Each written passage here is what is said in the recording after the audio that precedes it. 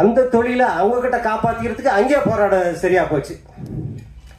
ஒரு சில நல்ல அதிகாரிகளும் இருக்காங்க, எல்லாத்தையுமே கெட்ட பார்வையோட பார்க்குற அதிகாரிகளும் அங்கே இருக்காங்க. இப்படியே போயிட்டு இருந்ததுனால இந்த இரும்பு பிடிச்ச கையும் சிறங்கு பிடிச்ச கையும் சும்மா இருக்காதும்பாங்க. அந்த மாதிரி என் மனசில் அரிச்சிக்கிட்டே இருக்கும். நம்ம வாழ்கிற வாழ்க்கை வீணாக போயிடுமா சார்? நான் என்ன ஜாலியாக இருக்குன்னு நினச்சேன்னு வச்சிங்களேன், நான் டிரான்ஸ்போர்ட்லேயே இருந்து அப்படியே காலத்தை ஓட்டிக்கிட்டு வீட்டில் ஜாலியாக காலத்தை ஓட்டியிருக்கலாம். ஆனால் நாம் பிறந்ததுக்கு ஒரு அடையாளம் வேணும், வாழ்ந்ததுக்கு ஒரு அடையாளம் வேணும்.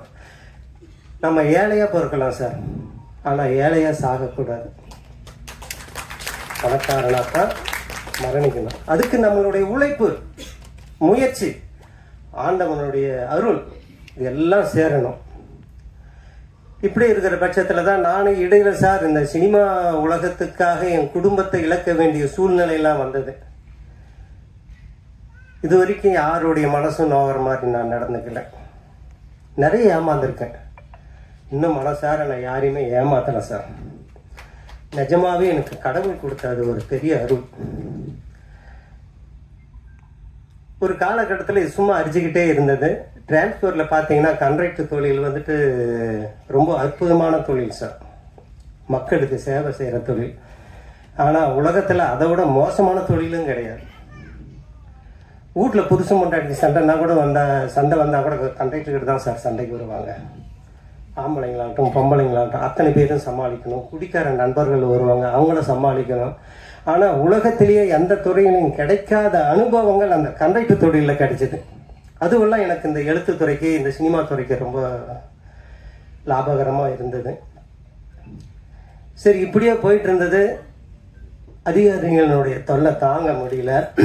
ஒரு பக்கம் மனசு இப்படி அரிச்சுக்கிட்டு இருந்தது.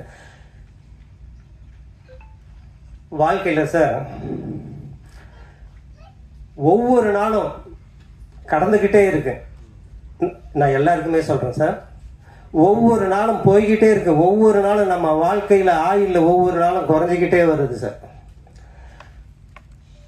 ஒவ்வொரு நொடியும் குறைஞ்சிட்டு வருது. அந்த வாழும் காலங்களில் நாம் ஏதாவது சாதிக்கணும். எனக்கு தெரிஞ்ச தொழில் இதுதான் சார், எழுத்து, சினிமா. இப்படி இருக்கிற பட்சத்தில் நானே இந்த வாய்ப்பை உருவாக்கி யூடியூப் சேனல்லாம் ஆரம்பித்து அப்படியே முதல்ல போயிட்டு இருந்தது சார். அப்புறம் 2 ஷார்ட் ஃபிலிம் எடுத்தேன். அதுக்கு எடிட்டிங் பண்ணுறதுக்காக நான் சென்னை வந்திருந்தேன். அதாவது வந்துட்டு இது முதல்ல சொல்லிடுறேன் சார். இந்த படத்துக்கு கதை, திரைக்கதை, வசனம், பாடல்கள், இயக்கம், தயாரிப்பு, நடிக்கிறது எல்லாமே நான் தாங்க 100%. நானா 100%. ஆனா நான் யாருக்குமே அசிஸ்டண்டா சேர முடியல. அதுக்கு முன்னாடி நான் என்னை தயார்படுத்திக்கணும். கடவுளோட வரப்பிரசாதம், விஸ்வாகத்தி, ரூபன் இந்த மாதிரி படங்களை இயக்கின டைரக்டர் ஐயப்பன் அவர்கள், அவருடைய நட்பு கிடைச்சது. அவர் அந்த ரூபன் படம் பண்ணும்போது அவர் வாழை பிடிச்சிட்டு தெரியுமா சார். அவர் என்னோட வயசுல இளையவர் தான், ஆனா எனக்கு அவர் குரு. இந்த படத்தை இயக்கிறதுக்காக இத்தனை வேலையை செய்யறதுக்கு நான் என்னை தயார்படுத்திக்கணும். நான் அவர்கிட்ட சேர்ந்து, அவர் தான் என்னை இயக்கினார். என்ன டைரக்ஷன் பண்ணது அவர் தான். அவர் என்ன டைரக்ஷன் பண்ணதுனால தான் நான் இந்த படத்தை எல்லா பொறுப்பையும் எடுத்து செஞ்சேன். வாழ்க்கையில என்னன்னைக்கும் அவரை என்னால் மறக்க முடியாது. அவருடைய நட்பு, உறவு கடைசி வரைக்கும் இருக்கணும்னு நான் ரொம்ப விரும்புகிறேன். வீட்டிற்கும் அத்தனை கலைஞர்களுக்கும் என் பணிவான மாலை வணக்கம். அதேபோல் இங்கு வந்திருக்கும் பத்திரிகை நண்பர்கள் அனைவருக்கும் என் பணிவான வணக்கம். ஒரு நல்ல திரைப்படத்துக்கு இசை அமைத்தோம் என்ற ஒரு கர்வம் எனக்கு இந்த படத்தில், அப்படிதான் சொல்லணும். ஏன்னா நிறைய படங்கள் இப்போ வேற வேற ஜானல் இப்படி எடுத்துட்டு இருக்காங்க. இப்படியும் படம் எடுக்கலாம் அப்படின்னு ராஜசோழன் அவர்கள் துணிச்சலா கமர்ஷியலா இப்ப எல்லாருமே வேற வேற எலிமெண்ட்ஸ் எல்லாம் படம் எடுத்திருக்காங்க. நான் இப்படிதான் படம் எடுப்பேன் அப்படின்னு சொல்லிட்டு ஒரு தைரியம் வேணும் இல்லையா இந்த மாதிரி படம் எடுக்கிறதுக்கு. ஸோ அந்த தைரியத்துக்கு டைரக்டர் சாருக்கு நன்றி. அதே போல இந்த திரைப்படத்தில் பங்கு பெற்ற அத்தனை தொழில்நுட்ப கலைஞர்களுக்கும், முக்கியமாக எங்களை எல்லாம் ஈடுகொண்டிருக்கும் திரு ஐயப்பன் சார் அவர்களுக்கும், மொத்தம் இங்கு வந்திருக்கும் அனைத்து ஹீரோ சார், ஆர்மு சார் மற்றும் அனைவருக்கும், இந்த படத்தில் வாய்ப்பளித்த அனைவருக்கும் நன்றி தெரிவித்துக் கொண்டு, இந்த மாதிரி சின்ன படங்களுக்கு நீங்க சின்ன படங்கள் எல்லாம் இது பெயரளவு தான் சின்ன படம், பட் ஆனா நீங்க படம் பார்த்துட்டு பிறகு சொல்லுவீங்க அப்படின்னு. இந்த மாதிரி படங்களுக்கு பத்திரிகை நண்பர்களும் தொழில்நுட்ப கலைஞர்களும் அனைவரும் நல்ல ஒரு உந்துதல் சக்தியான இருக்கணும் வேண்டி விரும்பி கேட்டுக்கொண்டு வாய்ப்புக்கு நன்றி விடுகிறேன். வணக்கம். போறாருன்னு அதுக்கப்புறம் இப்போ ரீசெண்டா தான் சாரை கமிட் பண்ணும்போது தான் இந்த மாதிரி ஒரு படம் பண்ண போறாங்க, மியூசிக் டைரக்டர் சாரை கமிட் பண்ணும்போது தான் எனக்கே தெரியும் இவ்வளவு பெரிய கதையை பண்ணி வச்சிருக்காரு சார். உண்மையிலேயே நல்லா இருக்குது ட்ரைலரு, சாங் எல்லாம். இதுக்கு உறுதுணையா இருந்த எங்க ஐயப்பன் சாருக்கு ஒரு பெரிய ஆன்சர் பண்ணிக்கிறேன். இவ்வளவு பெரிய காரியத்தை பண்ணிட்டு அவர் ஸ்டேஜுக்கு பின்னாடி போய் நின்றுருக்காரு. அண்ணன் ஆறுமுகானெல்லாம் வாலண்டியரா கூப்பிட்டாரு, வேணாம் வேணாம்னு சொன்னாரு. அப்புறம் தான் நாங்க வர சொன்னோம் வற்புறுத்தி. இந்த படம் வெற்றியை பெறணும்ட்டு நான் வாழ்த்துறேன். இதுல நடிச்ச பேபி நேத்ரா பாப்பா என் கூடவே 2 படம் டிராவல் பண்ணியிருக்கா. ஸ்ரீ சபரி ஐயப்பன்ல ஐயப்பனா நடிச்சா. ரூபன் படத்துல அவங்க ஃபேமிலியே கூப்பிட்டு வந்து ஃபுல்லாவே நடிச்சாங்க. அவங்க ஃபேமிலியே ஒட்டுக்கா இருப்பாங்க ரூபன் படத்துல. அதுக்கப்புறம் இது 3வது படம். இதுல நல்ல லீடா பண்ணியிருக்கா பாப்பா. இவ்வளவு வருங்காலத்துல பெரிய ஹீரோயினியா வரணும்னு வாழ்த்துறேன். நம்ம ஆறுமுகான மனசு கூட வெள்ளை மனசு தான். அவரு யாரையும் திடீர்னு திட்ட மாட்டாரு, எதுவும் பேச மாட்டாரு. அவர் சினிமால வந்தா நான் இந்த மாதிரி தான் பண்ணுவேன்னு ஒரு கோட்பாடு வச்சுட்டு இருந்தாரு. அதோடைய ஆசை அவருக்கு நிறைவேறிச்சுன்னு நினைக்கிறேன் இந்த படத்துல. அவர் அடுத்த படம் எனக்கு பண்ணா எஸ்ஐயா இன்ஸ்பெக்டர் அந்த மாதிரி தான் பண்ணணும் அப்படின்னு சொல்லியிருந்தாரு. அதே மாதிரி அவருக்கு ஒரு நல்ல வாய்ப்பு கொடுத்துருக்கு. நாங்க காலையில கார்ல வந்திருக்கும் போது சாரும் சொன்னார், மியூசிக் டைரக்டர் சாரும், ஆறுமுகன்னு ஒரு சீன் பண்ணியிருப்பாரு, நல்லா இருக்கும் அந்த சீன்ட்டு எனக்கு போட்டோம் காட்டினாரு. உண்மையிலேயே நல்லா இருந்தது. அண்ணனும் பிற்காலத்தில் ஒரு பெரிய நடிகனா வருவார். வாழ்த்துக்கள். சபரி ஐயப்பனில் நாங்கள் எல்லாம் ஒன்றா ட்ராவல் ஆனோம். அது மூலிமா தான் ஏகேஆர் பிக்சர்ஸ் ஃபிலிம்ஸ் ஆரம்பித்து ரூபன் படத்தில் எனக்கு வாய்ப்பு கொடுத்தாரு ஆறுமுகன்னு. சார்கிட்ட எனக்கு ஃபஸ்ட்டு இன்ட்ரடியூஸ் பண்ணிவிட்டு கதை சொல்லி முடித்தோடனே சார் வேற ஒரு ஹீரோவை சொன்னார். அப்போ என் தம்பியை வச்சு பண்ண முடியுமான்னு கேட்டார். அப்போ தான் எனக்கு சார் இன்ட்ரடியூஸ் பண்ணார். இவரே வச்சு நான் பண்ணுறேன்னாரு. அதுக்கு இந்த தருணத்தில் ஐயப்பன் சாருக்கு நான் மீண்டும் நன்றி சொல்லிக்கிறேன். அதுக்கப்புறம் சொல்லணும்னா எங்கள் மியூசிக் டைரக்டரு அவர் வேற லெவலு. அவர் இசைஞானி சாருக்கிட்ட இருந்தவர். அவருடைய சாங்கெல்லாம் கேட்டிங்கன்னா மெலோடிஸ்லாம் தாளாடுற மாதிரி இருக்கும். ஸ்ரீ சபரி ஐயப்பனில் எல்லா சாங்குமே வேற லெவலில் கொடுத்துருப்பாரு. எல்லாமே டிவோட்டி சாங்கா. ரூபனில் 4 சாங்கு, ஒரு சாங் சாரே பாடியிருப்பார். அதில் கிளைமேக்ஸில் அண்டசராசனம்னு ஒரு சாங் கொடுத்துருப்பாங்க. பயங்கர வைப்பாக இருக்கும் அந்த சாங்கு. ஃபைட்டு முடிஞ்சு அந்த சாங் வரும், வேற லெவலில் இருக்கும். அதே மாதிரி ஒரு மெலோடி அப்பாவும் பையனுக்கும் இருக்கிற உறவு அந்த சாங்கில் காட்டியிருப்பாரு. அன்பில்லா சாங் ஒன்று. அதனால இந்த படத்தில் அவர் சொல்லவே வேணாம். இதில் மியூசிக்லாம் வேற லெவலில் பண்ணிக்கிறாரு. இதில் வராக ரூபம் பாடின பிளேபேக் சிங்கரும் ஒரு சாங் பாடியிருக்காரு சொன்னார் சார். அவருக்கும் நான் இந்த தருணத்தில் வாழ்த்துக்கள் சொல்லிக்கிறேன். இந்த டீமுக்கே என் ஒட்டுமொத்த வாழ்த்துக்களை சொல்லிக்கிறேன். இந்த படத்தை நீங்கள் தான் கொண்டு போய் சேர்த்து சக்ஸஸ் கொடுக்கணும். சாருடைய இதுவரையும் வந்த வாழ்க்கை வரலாறை பற்றியெல்லாம் சொன்னார். உண்மையிலேயே மெய் சிலுக்குது. ஒரு இடத்துக்கு போகிறதுக்கு எவ்வளோ கஷ்டப்படுறோன்றத சாரு சொல்லாமல் சொல்லிட்டாரு. உண்மையிலேயே யாரோ போட்ட பாதையில் போகாமல் அவரே ஒரு பாதையை உருவாக்கின்னு அதுக்கு சப்போர்ட்டாக இருந்த ஐயப்பன் சாருக்கு நான் பெரிய நன்றி சொல்லிக்கிறேன். இந்த படத்தை நீங்கள் எல்லாம் சக்ஸஸ் பண்ணி கொடுக்கணும். ஐஏஎஸ் கண்ணம்மா வெற்றி பெற வாழ்த்துக்கள். நன்றி, வணக்கம். நீங்கள் சாதிச்சிட்டீங்க சார். ரொம்ப பிடிச்சிருக்கு. ட்ரைலர் அண்ட் சாங்ஸ் எல்லாமே நல்லா இருக்கு. எனக்கு இதில் வாய்ப்பு கொடுத்ததுக்கு ரொம்ப நன்றி சார். மேலும் மேலும் நீங்கள் நிறைய படங்கள் இந்த மாதிரியான மோட்டிவேட் படம் எடுக்கணும்னு நான் விருப்பப்படுறேன். இந்த படம் நிச்சயமாக வெற்றி பெறும். நான் கடவுளை வேண்டிக்கிறேன். நன்றி. வீட்டிருப்போருக்கும் எதிர்த்தாப்புல வந்திருக்க அனைத்து கலைஞர்களுக்கும், முக்கியமாக ஊடகங்கள் அனைவருக்கும் சிறந்தாழ்ந்த வணக்கங்கள். ஐஏஎஸ் கண்ணம்மா. ஐஏஎஸ்ன்றது எல்லாருடைய கனவு. ஆனா அந்த ஐஏஎஸ் எட்டி பிடிக்கிறதுக்கு ஒவ்வொருத்தரும் எவ்வளவு போராடுறாங்க அப்படின்றது இதுல ரொம்ப அடித்தரப்பட்ட ஒரு கூலி தொழில் பண்ணக்கூடிய ஒரு பொண்ணு. அந்த குடும்பத்துல இருந்து அந்த பொண்ணு எவ்வளவு கஷ்டப்பட்டு அந்த முன்னுக்கு வர்றா அப்படின்றதுக்கும் அதுக்கும் ஊன்றுகோலா சுடர் விளக்கா இருந்தாலும் ஒரு தூண்டுகோல் வேணும் இல்லையா? ஸோ அந்த மாதிரி ஒருத்தர் தூண்டுகோலா இருந்தா அந்த பொண்ணால ஜெயிக்க முடியும், ஜாதிக்க முடியும் அப்படின்றத நம்ம ப்ரொடியூசர் அவர்கள் ரொம்ப அழகா இந்த படத்தை கொண்டு வந்திருக்காரு. நாங்க ஒரு சின்ன கேரக்டர் அதில் பண்ணியிருக்கோம். ஸோ பார்க்கும்போது ரொம்ப எளிமையா சாதாரணமா எடுத்துருந்தாங்க. ஆனா அந்த படம் அவங்க கொண்டு வரும்போது பாத்தீங்கன்னா வேற லெவல்ல இருந்தது. டப்பிங்ல பார்த்தா இன்னும் பிரம்மாண்டமா இருந்தது. ஏதோ சின்ன படம்ன்றாங்க. நீங்க திரையில வந்து பாருங்க, இது வேற லெவல் படங்க, சின்ன படமே கிடையாது. இது மிகப்பெரிய வெற்றி அடையும், அந்த நம்பிக்கை எனக்கு நல்லாவே இருக்கு. நீங்களும் வந்து பார்த்து நீங்க அந்த ஆதரவு கொடுத்து இந்த படத்தை மேன்மேலும் வெற்றி அடைய செய்ய வேண்டும். ப்ரொடியூசர் அவர்கள் நிறைய கதை வச்சிருக்காரு. இந்த மாதிரி நிறைய படங்கள் எடுத்து எங்களை போற நிறைய கலைஞர்களை வாழ வைப்பாரு. அந்த நம்பிக்கை எனக்கு இருக்கு. ரொம்ப நன்றி. பெயர் நேத்ரா. எனக்கு இது வந்து 3வது படம். எனக்கு வந்து வாய்ப்பு கொடுத்த டைரக்டர் சாருக்கும் ப்ரொடியூசர் சாருக்கும் நன்றியை தெரிவித்துக் கொள்கிறேன். அனைவரும் வந்து தியேட்டரில் படம் பார்க்க வேண்டும் மனம் வந்து வேண்டிக் கொள்கிறேன். நன்றி. ரெண்டுமே தரக்கூடிய ஒரு ஜீவன் எதுனா தாய் மாமன் தாங்க. ஒரு அப்பாவுக்கும் அம்மாவுக்கும் கலந்த கலவை தான் அந்த தாய் மாமன் கேரக்டர். வந்ததுமே நான் அவளை ஏண்டி கண்ணம்மான்னு வாடி கண்ணம்மான்னு தான் பேசினேன். புருஷன் பொண்டாட்டிய வாடி போடின்னு கூப்பிடலாம். அதுக்கு முதல்ல தாய் மாமன் மட்டும்தான் அக்கா பொண்ணையோ தாய் தங்கச்சி பொண்ணையோ வாடி போடின்னு கூப்பிட்றதுக்கு அத்தனை உரிமை இருக்கு. அந்த படத்தில் அப்படிப்பட்ட உரிமை இருந்ததுனால தான் அவளை வாடி கண்ணம்மான்னு கூப்பிட்டேன்.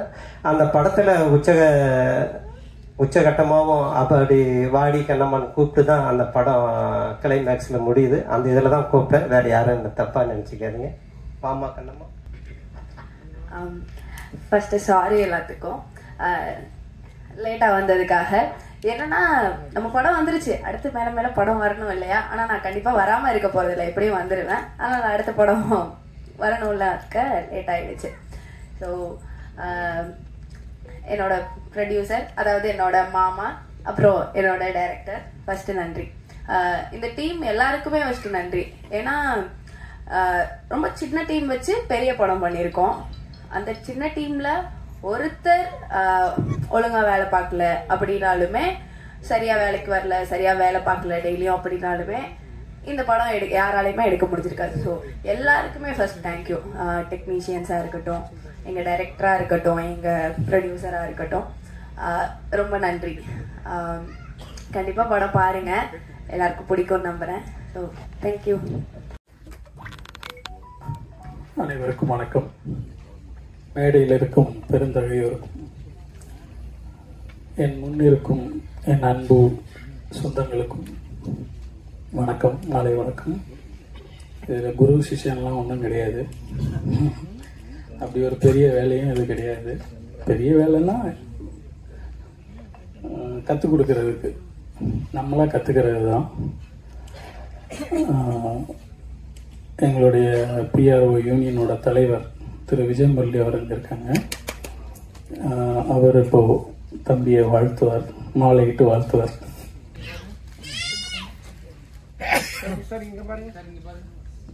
ஓட்டுநர்ல இருந்து இயக்குனர் ஆகியிருக்கிறாரு. இந்த ஓட்டுநர் இயக்குனர் அப்படிங்கிறதுக்கு நம்ம எல்லாரும் எழுதுறோம். நடத்துனர்ல இருந்து இயக்குனர் ஆகியிருக்காரு. இந்த வந்து இந்த போடுவாங்க, நம்பிக்கைக்கு வர அதை தான் போடணும். ஆக்சுவலா நம்ம எல்லாரும் 2 சொல்லி போட்டுக்கிட்டு இருக்கோம். ஏன் அப்படின்னா, ஒருத்தரை ஆளுமை செய்து ஒரு படைப்பை வெளியில கொண்டு வரவங்க இயக்குனர். ஒரு பஸ்ஸையே நடத்தி அந்த வழித்தடத்துல கொண்டு போய் சேர்க்கிறது வந்து நடத்துனர். அதனாலதான் அந்த கொடுப்பாங்க. அது அவ்வளவு வேல்யூபிளான அந்த வேல்யூபிளான 2 நாள்ல நீங்க வந்திருக்கீங்க சார். அதனால அது மிகச்சிறந்த ஒரு பயணமாக தான் இருக்கு. வாழ்த்துக்கள். முதல் படமா நீங்க முன் வந்ததுக்கு. இன்னொன்று, என்னோட தம்பி விஜய் பின்னாடி நிறைய பேசுவாங்க. அதாவது இங்க காசிப் இல்லாத இடமே கிடையாது. உன்னை பத்தி குறைவா பேசுவாங்க, உன்னை பத்தி தவறா பேசுவாங்க. இந்த 2ஐயும் செஞ்சுட்டேன்னா எப்படியாவது ஒரு காலத்துல நம்ம அடிச்சு புரண்டு முன்னேறி நம்ம நினைக்கிற ஒரு இடத்துக்கு ஓடி வந்துடலாம். ஆனா அந்த 2க்கு நீ செவி கொடுத்துட்டேன்னா வீழ்ச்சி அங்கிருந்து ஆரம்பிக்கும். எனக்கு பின்னாடி நிறைய பேர் பேசுகிறாங்கன்னு எனக்கு தெரியும். ஆனால் அவங்க என்கிட்ட பேசலைல்ல, என்கிட்ட பேசலை. என் முன்னாடி பேசியிருந்தா அந்த குறை என்னன்னு எனக்கு தெரிஞ்சிருக்கும். ஒருவேளை நான் அதை நிவர்த்தி பண்ணி இருந்திருக்கலாம். அதனால் தயவு செய்து பின்னாடி பேசுகிறவங்கள கொஞ்சம் குறைச்சி வைங்க, தள்ளி வைங்க, ஒதுக்கி வைங்க. அவங்க தான் நம்மளுடைய வாழ்க்கையின் மிகப்பெரிய ஆபத்து. அது இல்லாமல் நமக்கு நேரடியாக பேசுகிற மனிதர்களை அழகாக கூட்டிக்கிட்டு போனீங்கன்னா நம்ம நடத்துனர் மாதிரி பயணம் சிறப்பாக இருக்கும், நல்ல பயணமாக அமையும். IAS அப்படிங்கிற அந்த தகுதிக்கு 1547 பெண்கள் தான் இது வரைக்கும் வந்திருக்காங்க. 1951 2020 வரைக்கும் நினைக்கிறேன். அதுக்கப்புறம் IAS எவ்வளோ பேர் ஆயிருக்காங்கன்னு எனக்கு துல்லியமான கணக்கு தெரியல. மேபி 2000 இருக்கலாம் இப்போது. அப்போ இவ்வளவு காலமும் நம்ம இவ்வளோ பேரை தான் IAS-ஆக உருவாக்கியிருக்கோமா அப்படின்னு கேட்டால், பெண்களை உருவாக்கியிருக்கோமா அப்படின்னு கேட்டால், ஆமாம், அவ்வளோதான் உருவாக்கியிருக்கோம். அதில் அட்டன் பண்ணதில் 13% தான் நம்ம வந்து IAS-ஆக மாறியிருக்காங்க. ஸோ பெண்களில் வந்து நிறைய IAS-உம் IPS-உம் அது சார்ந்த துறைகள் சார்ந்த இதுலேயும் நிறைய வரணும்னு நான் கேட்டுக்கிறேன். அதுக்கு படிப்பு ரொம்ப முக்கியம், கல்விங்கிறது முக்கியம். அதே போல் கல்வியை சொல்லி கொடுக்குற அதே இடத்துல கல்வியில் வீழ்ச்சி அடைகிறவங்களோ அப்படின்னு ஒன்று கிடையாது, கல்வியில் தோற்று போகிறவங்கன்னு ஒன்று கிடையாது. கல்வி கற்கும்போது அதனோட மதிப்பெண் கிடைக்காம போயிருக்கலாம். அந்த மதிப்பெண் கிடைக்காததுக்கு வருத்தப்படாதீங்க. ஐயோ நாங்கள் IAS ஆகணும்னு நினச்சேனே, ஆக முடியலையே அப்படின்னு வருத்தப்படாதீங்க. அதுக்கு அடுத்தடுத்த துறைகளை தேர்ந்தெடுங்க, சாதிங்க. என்ன அப்படின்னா, நம்மளுடைய பிள்ளைங்களுக்கு நம்ம சொல்லி கொடுக்கறது வந்து படின்னு தான் சொல்லி கொடுக்குற மொழிய, படிப்புக்கு அடுத்து என்ன இருக்கு, எப்படி வாழணும், அடுத்து தொழில் அப்படிங்கிற ஒரு விஷயம் இருக்கு. அவங்க தொழில் முனைவோராக மாறுறதுக்கும் சொல்லி கொடுங்க. எல்லாரும் வந்து அரசாங்க வேலைகளிலோ IAS-ஆகவோ IPS-ஆகவோ ஆக முடியாது. நான் எதுக்கு அந்த கணக்கு சொன்னேன்னா, மொத்தமே 1500 லட்சம் பேர் தான் வந்து உங்களுக்கு IAS ஆகியிருக்காங்க. அப்போ மீதி உள்ளவங்க அத்தனை பேரும் IAS கனவுகளோட படித்தவங்க. ஸோ அவங்களுக்கு அடுத்து தொழில் அப்படிங்கிற ஒரு கான்செப்டுக்கு அவங்கள கொண்டு போகணும். நம்ம பெற்றோர்கள் அதை சொல்லி வளர்க்கணும். கல்வி இல்லைன்னா கவலைப்படாத, அடுத்த இடத்துக்கு போ அப்படின்னு சொல்லி வளர்க்கணும்னு கேட்டுக்கிறேன். இந்த டீமில் வந்து ஒர்க் பண்ணி இருக்கிற DOP கேசவன் அவர்களுக்கு, மியூசிக் டைரக்டர் அரவிந்த் பாபு அவர்களுக்கு, எடிட்டர் ராம்நாத் அவர்களுக்கு, ஆர்ட் டைரக்டர் பழனிவேல் அவர்களுக்கு, ஸ்டண்ட் கபிலன் அவர்களுக்கு, டான்ஸ் கோரியோகிராஃபி நிரோஷன் அவர்களுக்கு, மேனேஜர் SM முருகேசன் அவர்களுக்கு, ஹீரோயின் பிரின்ஸ் அவர்களுக்கு, ப்ரொடியூசர் டைரக்டர் ராஜசோழன் அவர்களுக்கு, டிசைன்ஸ் வெங்கட் அவர்களுக்கு, ஸ்டில்ஸ் காந்தி அவர்களுக்கு, PRO என் தம்பி விஜய் அவர்களுக்கு என் நன்றிகள். ஏன் இவ்வளோ தூரம் சொன்னேன்னா, எல்லாருக்கும் நன்றி சொல்லிடுவாங்க. இந்த மேடைகள் நிறைய மேடைகளை பார்த்துருக்கு, நிறைய புகழ் பெற்றவங்க இங்கே வந்திருக்காங்க. எல்லாருக்கும் நன்றி சொல்லுவாங்க, கோடி ஆள் வரையும் சொல்லிடுவாங்க. 2 பேரும் மறந்துடுவாங்க. அவங்க தான் படம் ஆரம்பிக்கல இருந்து இருப்பாங்க, முடிவு வரைக்கும் அவங்க தான் இருப்பாங்க, முடிந்த பின்னும் அவங்க தான் கூட நிற்பாங்க. இந்த படம் ஜெயிச்சிச்சுன்னு கூவிக்கிட்டு இருக்கிறதும் அவங்க தான். ஆனால் அவங்களுக்கு ஒரு மேடையில் நன்றிங்கிற வார்த்தை எந்த மேடையிலையும் நான் கேட்கல. ஒன்று தயாரிப்பு நிர்வாகி, இன்னொன்று PRO. இந்த 2 பேருக்கும் நன்றி சொல்லி நான் கேட்டது கிடையாது. இத்தனை பேரையும் கூட்டிகிட்டு வந்தது ஒரு PRO-வாக இருப்பார், இத்தனை பேரையும் கூட்டிகிட்டு வந்தது ஒரு PRO-வாக இருப்பார். ஆனால் நம்ம அவருக்கு நன்றி மறந்துடுவோம், விட்டுருவோம். அதனால் இந்த மேடையில் நான் கேட்டுக்கிறது என்னன்னா, தயாரிப்பாளர்களே உங்களுடைய கடைசி வரையும் நிற்கக்கூடிய அந்த PRO-வுக்கு நன்றி சொல்லுங்கள். அந்த ஒரு நன்றி மட்டும் போதும். அவன் ஒன்றும் உங்ககிட்ட கோடியாக சம்பாதிச்சு பெரிய ஆளாக போகிறதில்ல. அந்த நன்றி இருந்தால் போதும். நன்றி கொண்டாருக்கு முயன்றாம் முயவில்லை, செய் நன்றி கொன்ற மகருக்கு. நன்றி. எல்லாருக்கும் மாலை வணக்கங்கள். என்னோட ஒரு ஜஸ்ட் வேண்டுகோள், கொஞ்சம் ஒரு நிமிஷம் மட்டும் நீங்கள் பெல்காம் அட்டாக்ல சர்வைவர்ஸ்க்கும் அங்கே பலியான பீப்புளுக்கு கொஞ்சம் கேன் வி டிஸ்ட்ரிபியூட்.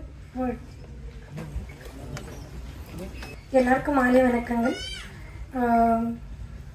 நான் விஜய் சொன்ன மாதிரி அஃப்கோர்ஸ் ஜான் சார் எப்போவுமே நமக்கு தெரியும் எல்லாம் புது புது டேலண்ட்ஸை வந்து ப்ரமோட் பண்ணுவாங்க. நானே நிறைய வாட்டி வந்து பார்த்துருக்கேன். அவங்களோட ஸ்டூடெண்ட்ஸ் அவங்க அசிஸ்டன்ட்ஸ் வந்து பயங்கரமாக வந்து இப்போது கலக்கிட்டு இருக்காங்க இண்டஸ்ட்ரியில்.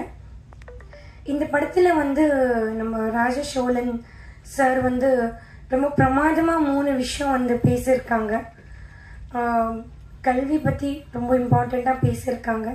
ட்ரக்ஸ், இப்போ இருக்கிற யங் ஜென்ரேஷனோட மைண்ட் வந்து எப்படி கரெக்ட் பண்ணுறாங்க ட்ரக் வச்சுட்டு. அண்ட் 3வது விஷயம் வந்து உமனை எம்பவர் பண்ணுறதுக்காக அவங்க பண்ணியிருக்காங்க. இப்போது நம்மளோட நாடை வந்து ரொம்ப பவர்ஃபுல் ஆக்குறதுக்காக உமன் வந்து எவ்வளோ இம்பார்ட்டன்ட்னு நமக்கு தெரியும். ஆனால் விமன் எஜுகேஷன் பற்றி பேச போனோன்னா இன்னமும் வந்து இந்தியாவில் பார்த்தீங்கன்னா ஒன்லி ப்ரைமரி எஜுகேஷன் வரைக்கும் சில ஸ்டேட்ஸில் நீங்கள் பார்த்தீங்கன்னா even secondary education like primary education up to 5th standard, secondary education up to 10th standard வரைக்கும் இருக்குது. ஆனால் உங்கள் எல்லாருக்குமே தெரிஞ்ச ஒரு விஷயம் என்னென்னா 10வது படிச்சுட்டு எந்த ஆர்கனைசேஷன் அவங்களுக்கு வந்து வேலைக்கு வைப்பாங்க. ஸோ என்னோட வேண்டுகோள் என்னன்னா ப்ளீஸ் காலேஜ் வரைக்குமே ஃப்ரீ எஜுகேஷன் கொடுங்க. அப்போ தான் நம்மளோட உமன் வந்து இன்னமும், ஏன்னா அவங்களோட ஒரு பையன் இல்லை பொண்ணுன்னா அஃப்கோர்ஸ் பையனை தான் அவங்க படிக்க வைப்பாங்க, பொண்ணை வந்து அவங்க கல்யாணம் பண்ணி கொடுத்துடுவாங்க. ஏன்னா அந்த ஒரு இப்போ இந்தியாவில் இருக்கிற எஜுகேஷனோட செலவே அவ்வளோ அதிகமாக இருக்குது. அப்படி பண்ணிங்கன்னா இன்னும் நிறைய பெண்கள் வந்து படிக்க வருவாங்க. அண்ட் உமனோட நீங்கள் எஜுகேஷன் பார்த்தீங்கன்னா இப்போவும் அந்த பெஹல்காம் அட்டாக் கூட நடந்துட்டு இருக்கிற விஷயங்கள் வந்து அந்த டெரரிசம் ஆர்கனைசேஷனில் நீங்கள் பார்த்தீங்கன்னா எல்லாம் அங்கே இருக்கிற பிகர் லீடர்ஸ் வந்து படிச்சிருப்பாங்க.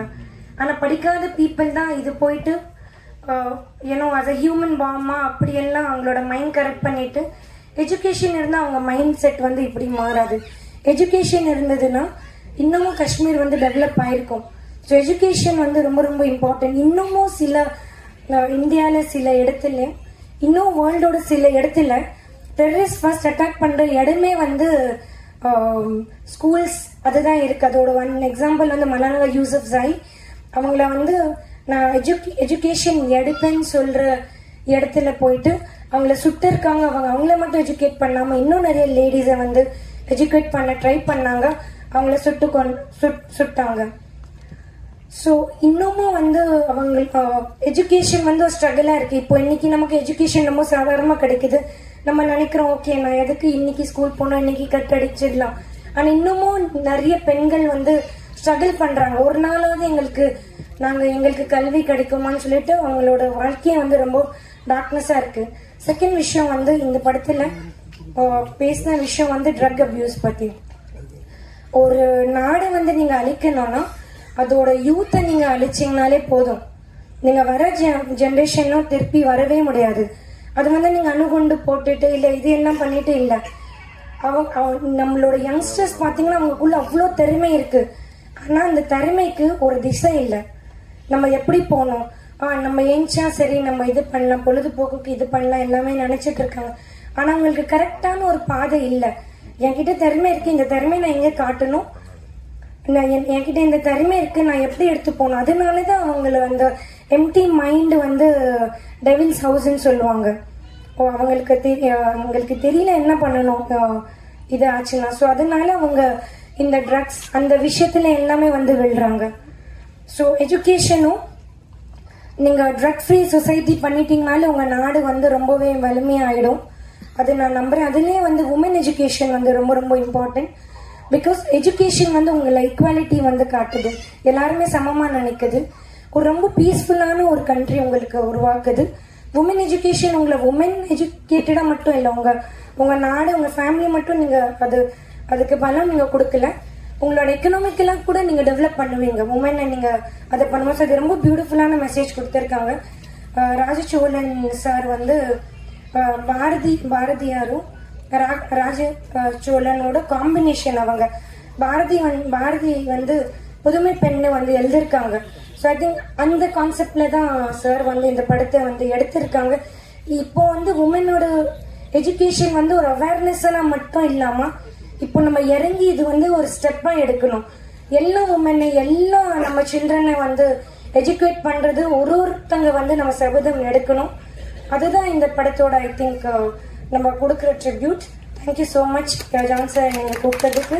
விஜய், உங்களுக்கு நான் ரொம்ப வாழ்த்துறேன். இன்னமும் உங்களோட இந்த பிஆர்ஓ பயணம் இன்னும் ரொம்ப சக்ஸஸ்ஃபுல்லாக இருக்கும். தேங்க்யூ.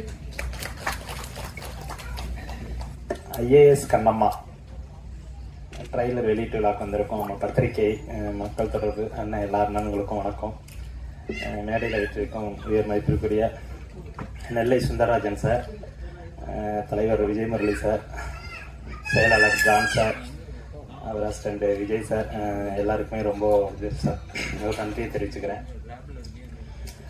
படத்தில் வந்து ராஜ சோழன் சாரை பார்க்கும்போது ஒரு பெரிய தன்னம்பிக்கை வந்து கிடச்சிச்சு. உண்மையிலேயே என்னென்னா, அவர்கிட்ட வெளியில் பேசிகிட்டு இருக்கும்போது யாருமே அசிஸ்டண்டாக கூட சேர்த்துக்கலப்பா, அப்புறம் ரொம்ப ஏஜ் ஆகிட்டே போணுச்சு, ஃபேமிலி இதையும் ஒன்றாவே இது பண்ண முடியல, அதெல்லாம் மீறி எப்படியாவது நம்ம நினச்சதை விட்டுறக்கூடாது அப்படின்னு துரத்தி வந்து ஒரு படம் பண்ணியிருக்கும் போது இதை விட பெரிய நம்பிக்கைக்கு என்ன சார் வேணும்? பெரிய விஷயம். ஏன்னா ஒரு கோயம்பேட்டில் இப்போ நம்ம பஸ் ஊருக்கு போகிறோம்னு வச்சுக்கோங்களேன், தஞ்சாவூரோ பட்டுக்கோட்டை போகிறோம்னா ஒரு 10 மணிக்கு டிக்கெட் போட்டிருப்போம். கரெக்டாக கோயம்பேடு வந்துருங்க சார்பாங்க. அதை மிஸ் பண்ணால் ஒரு 10 நிமிஷம் லேட்டாக அசோக் பிள்ளைல போய் ஏறிடணும். அதை விட்டுட்டோம்னா கிண்டி, அதுக்கப்புறம் வண்டி கிளாம்பாக்கம் தாண்டிச்சுன்னா பிடிக்க முடியாது. ஆனால் அவர் வாழ்க்கையில் பாருங்க, மேல்மருவத்தூர் தாண்டி திண்டிவனம் விக்ரவாண்டியில் வந்து ஏறிட்டார் பாருங்க அந்த பஸ்ஸில். அதுக்கு முதல்ல அவருக்கு நம்ம வந்து மனசார பாராட்டுகளை வாழ்த்துக்களையும் சொல்லணும்.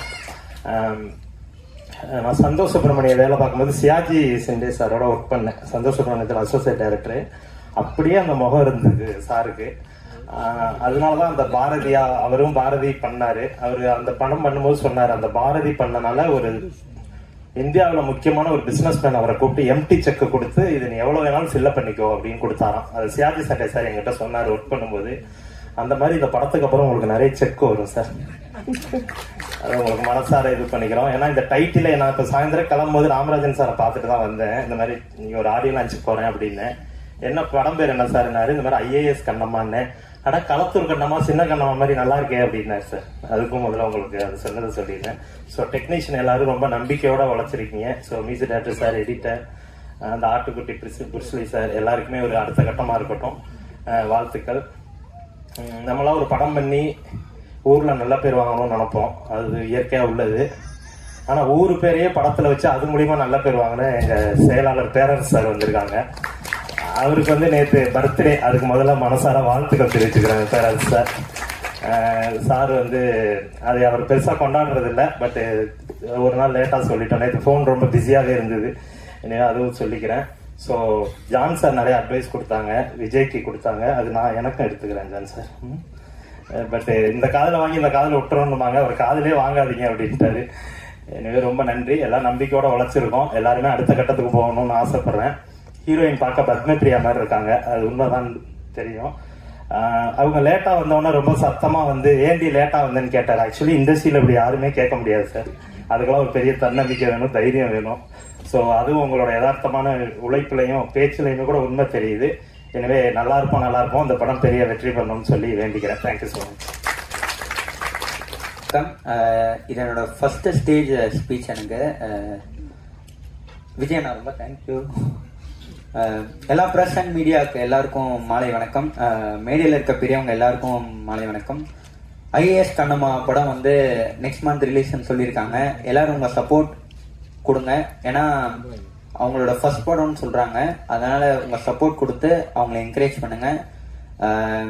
அவ்வளவுதான். நான் சின்ன பையன், என்னால அவ்வளவா என்ன பேசுறதுன்னு தெரியல. எனக்கு இந்த மேடையில பேச வாய்ப்பு கொடுத்த விஜய் அண்ணாக்கும், இந்த பேசுறதுக்கு காரணமான சுந்தர் சி சாருக்கும், குஷ்பு மேம்க்கும், எங்க அம்மா அப்பாவுக்கு நான் ரொம்ப தேங்க்ஸ் பண்ணிக்கிறேன். தேங்க்யூ.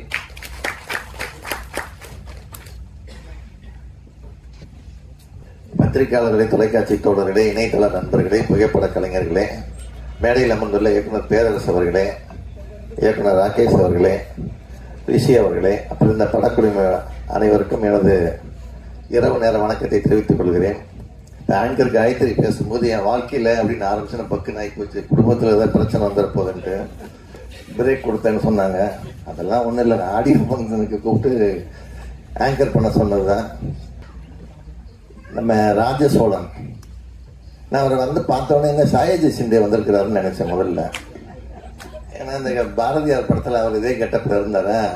அப்புறம் தான் டைரக்டர் ராஜசோழன் சொன்னார். அதே மாதிரி நிஜமாவே தாய்மாமனாவே வாழ்ந்துட்டு இருக்கிறார் அவர். அதனால தான் முறைப்படி ஹீரோயினி பிரின்ஸ் வந்தோடனே ஏண்டி லேட்டுன்னு கேட்டாரு. அதை நம்ம ராகேஷ் வந்து இந்த உரிமை யாருமே இது வரைக்கும் பேசுனது இல்லைன்ட்டாரு. ஸோ அதெல்லாம் ரிஜிஸ்டர் ஆயிடுச்சு. அதே மாதிரி இந்த ஜெயந்தின்னு ஒரு ஆர்டிஸ்ட் இங்கே பேசினாங்க.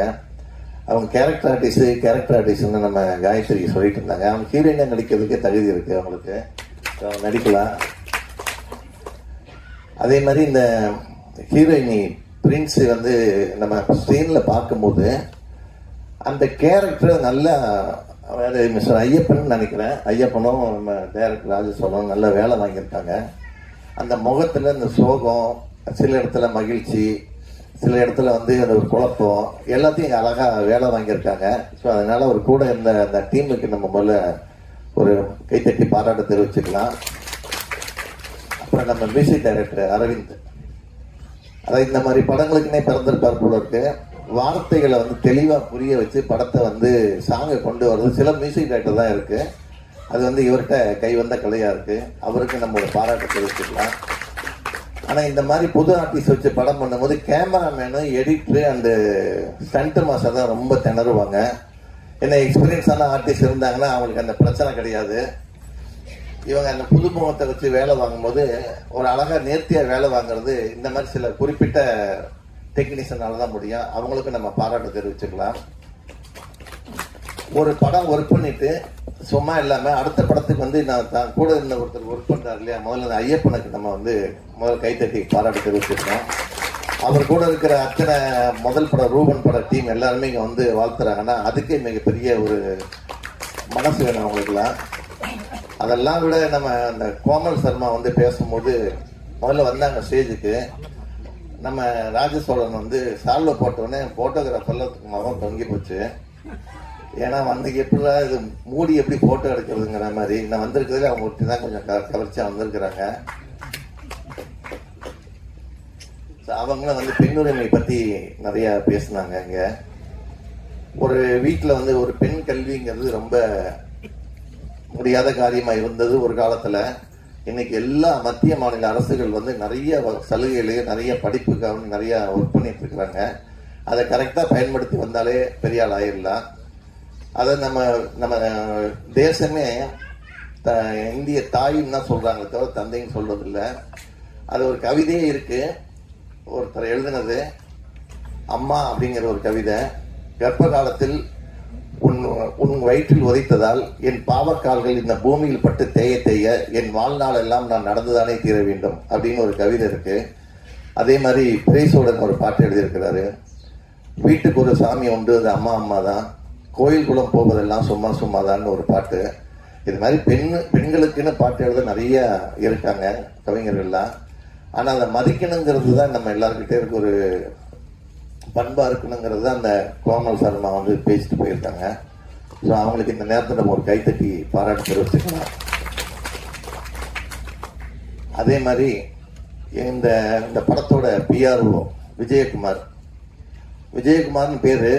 ஆனா எல்லாருமே கூப்பிடும்போது நான் விஜய்னு சொல்லணுங்கிறதுக்காண்டி நான் விஜய்னு மாத்திக்கிட்டாரு அவரு. ஸோ அவருக்கு வந்து முதல் பட சான்ஸ் கொடுத்த இந்த டைரக்டர் கம் ப்ரொடியூசர், அதாவது அவரே கதை, திரைக்கதை, வசனம், பாடல்கள்லாம் எழுதி தயாரித்து நடிச்சிருக்கிறார் இல்லையா, அவருக்கு எங்க தென்னிந்திய திரைப்பட பத்திரிகை தொடர்பாளர் யூனியன் சார்பில் நன்றியும் பாராட்டுகளையும் தெரிவிச்சுக்கிறோம். அதே மாதிரி இங்க அழகா தொகுத்து வழங்கின காயத்ரி அவர்களுக்கு பேரரசர் அவர்களை சால்வை அணிக்குமாறு கேட்டுக்கொள்கிறேன்.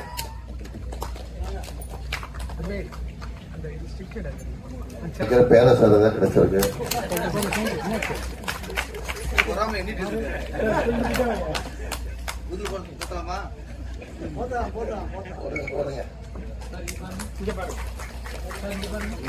பாத்தீங்கன்னா இந்த புடவைக்கு மேட்சா ஒரு சால்வை ஒண்ணு கொடுத்துருக்காங்க.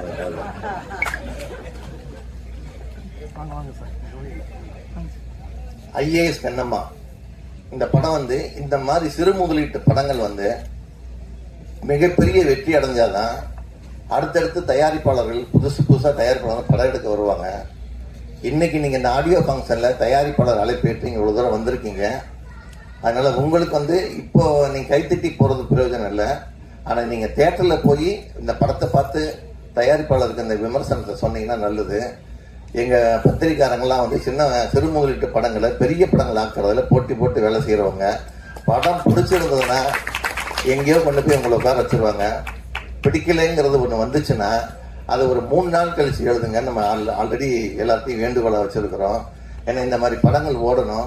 நான் ஏற்கனவே சொன்னதுதான், வருஷத்துல 250 படம் வருது. அதுல 25 படங்கள் தான் பெரிய படங்கள், 225 படங்கள் வந்து சிறு முதலீட்டு படங்கள் தான்.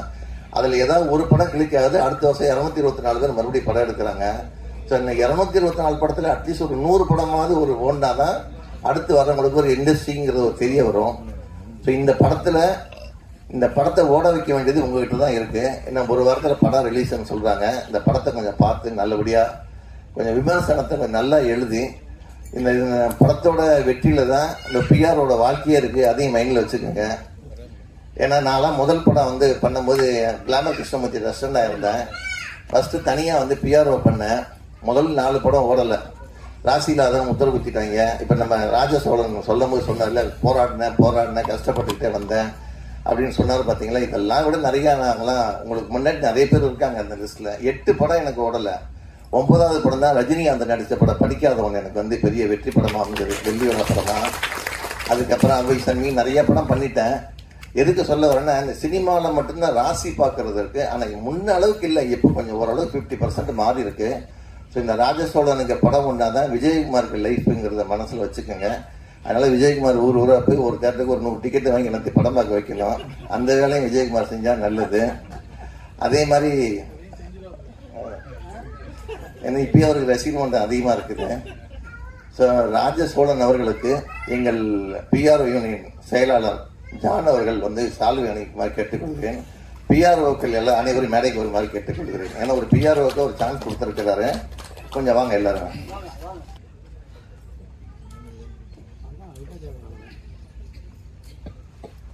மறுபடியும் உங்ககிட்ட கேட்டுக்கிறதெல்லாம் இந்த படத்தை ஓட வைங்க. ஒவ்வொரு பிஆர்ஓ இதை வந்து ஒரு வேலை மெனக்கெட்டு எடுத்து எல்லாருக்கும் நீங்க சொல்லணுங்கிறது தான். உங்க எல்லாரையும் ஸ்டேஜில் ஏற்றி அதை ரெக்கார்ட் பண்ணிட்டோம்.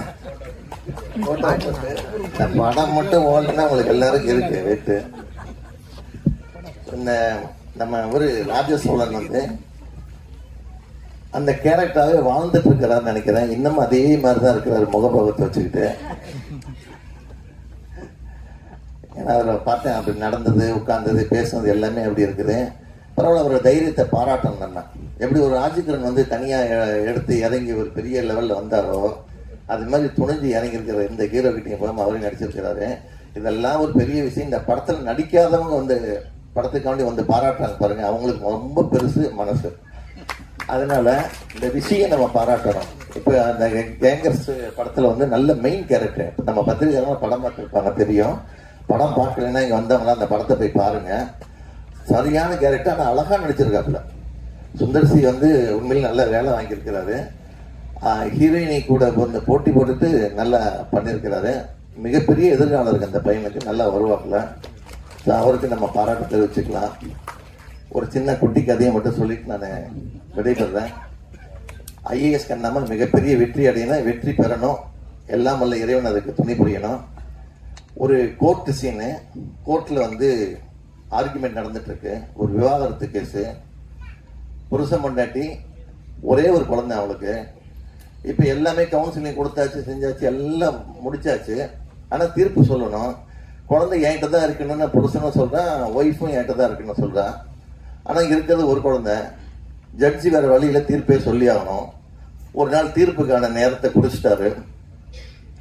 சொன்ன காரணியெல்லாம் சொன்னார். எதுக்காண்டி என்ன, வாழ்க்கை என்ன, வாழ்வியல் என்ன, சமூகம்னா என்ன எல்லாம் சொல்லிட்டு, ஆகவே அப்படிங்கிற சினிமா பாணியில அப்ப கோண்டில் வந்த அந்த புருஷங்காரன் சொல்றான், ஐயா அப்படிங்கிறான். என்னன்னு கேட்கிறாரு. ஐயா, நீங்க தீர்ப்பு சொல்றதுக்கு முன்னாடி ஒரே ஒரு கேள்வி கேட்டுக்கிறேன். அந்த கேள்விக்கு நீங்க பதில் சொல்லிட்டு நீங்க தீர்ப்பு சொல்லுங்கிறான். உடனே பேனாவை மடிச்சு வச்சுட்டு கேளுப்பா அப்படிங்கிறாரு. அவன் கேட்கிறான், ஐயா ஏடிஎம் மிஷினுக்கு நான் போறேன். என் கார்டு எடுத்து உள்ள சொருவேன். சொருகிட்டு நம்பர் போடுவேன். பணம் வரும். பணத்தை நான் எடுத்துக்குவேன், என் கார்டை எடுத்துக்குவேன். இந்த பணம் எனக்கு சொந்தமா, ஏடிஎம் மிஷினுக்கு சொந்தமா? இதுக்கு பதில் சொல்லுங்க. ஜட்ஜி மயக்கம் போட்டுறாரு.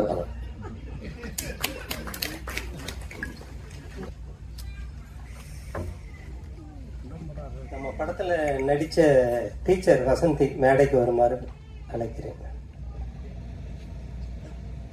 டீச்சர் இருக்கிறீங்களா? டியூஷன் சொல்லி கொடுக்க போயிட்டீங்களோ? வரலீங்களா? மைத்துனர் நந்தகுமாரை பாசத்துக்கும் நேசத்துக்கும் உரிய தமிழ் மக்கள் அனைவருக்கும் நான் விஜயின் அன்பு வணக்கங்கள்.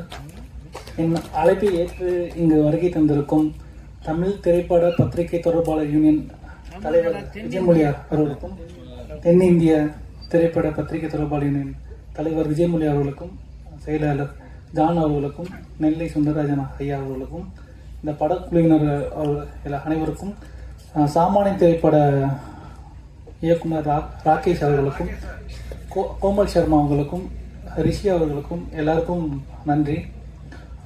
இது முதல் மேடையினால இதை கொஞ்சம் பயன்படுத்திக்கிறேன். ஸோ இந்த இடத்துக்கு வர்றதுக்கு வந்து பார்த்தீங்கன்னா 15 வருஷம் வந்து கஷ்டப்பட்டிருக்கேன்.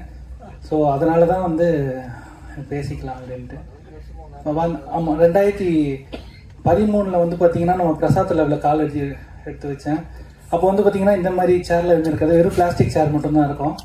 ஸோ அப்போது வந்து நம்ம படம் பார்த்துட்டு ரிவ்யூ பண்ணுறது முதல்ல வந்து பார்த்தீங்கன்னா இந்த நேரத்தில் வந்து மாதா பிதா குரு தெய்வம் எல்லாருக்கும் வந்து பார்த்தீங்கன்னா நன்றி சொல்லணும். என்னை ஈன்றெடுத்த தாய் தந்தையருக்கும், என் குரு, நான் ஸ்கூலில் படிக்கும்போது 7th வந்து பார்த்தீங்கன்னா டான்ஸ் ப்ரோக்ராம் நடக்கும். ஸோ அங்கே வந்து பார்த்தீங்கன்னா கவிதா மிஸ் அப்படின்னு சொல்லிட்டு ஆசிரியை, அவங்களால தான் வந்து பார்த்தீங்கன்னா எனக்கு அந்த கலை ஆர்வம் வந்து ஏற்பட்டது. ஸோ எங்கெங்கே வந்து டான்ஸ் ப்ரோக்ராம் நடக்குதோ அந்த டான்ஸ் ப்ரோக்ராமுக்கு எல்லாருக்குமே என்னை கேட்கவே மாட்டாங்க, விஜய் பேரை எழுதிடுவாங்க. ஸ்கூல்லே வந்து பார்த்தீங்கன்னா டான்ஸ், ட்ராமா அப்படின்ற எல்லாத்துலேயுமே வந்து நான் கலந்துப்பேன். 10th படிக்கும்போது வந்து பார்த்தீங்கன்னா ஒரு ட்ராமா நடந்தது, அதில் வந்து நான் சிறந்த நடிகர் அப்படின்ற பட்டம் வந்து வாங்கினேன். அதுக்கப்புறம் வந்து பார்த்தீங்கன்னா காலேஜ் அந்த அளவுக்கு பெரிய லெவலில் அமையலை, அதனால் வந்து அந்த கலை இது வந்து அப்படியே கொஞ்சம் கம்மியாகிடுச்சு. நான் வந்து வேலைச்சேரி செக் போஸ்ட்டில் இருக்கிற கார்பரேஷன் ஹையர் செகண்டரி ஸ்கூல், அங்கே தான் 7th 12th வரைக்கும் படித்தேன். அங்கே இருக்க கவிதா மிஸ் என்ன மாதிரி வந்து பல பேர் வந்து உருவாக்கியிருக்காங்க. ஸோ இந்த நேரத்தில் வந்து என்னோட ஆசிரியர் அவங்களுக்கு வந்து நான் வந்து நன்றி சொல்லிக்கிறேன். அதுக்கப்புறம் வந்து நான் வந்து பிகாம் SIVT காலேஜ் கௌரிவாக்கத்தில் இருக்குது, அங்கே தான் வந்து படித்தேன். அங்கேயும் வந்து பார்த்தீங்கன்னா கல்ச்சுரல்ஸ் முழு நேரமாக வந்து பார்த்தீங்கன்னா கல்ச்சுரல்ஸில் தான் வந்து இருப்பேன். படிப்பில் வந்து அந்த அளவுக்கு கொஞ்சம் ஆர்வம் கம்மி தான். அதனால தான் வந்து பார்த்தீங்கன்னா இந்த மாதிரி ஒரு ஸ்டேஜ் எனக்கு கிடச்சிருக்கு.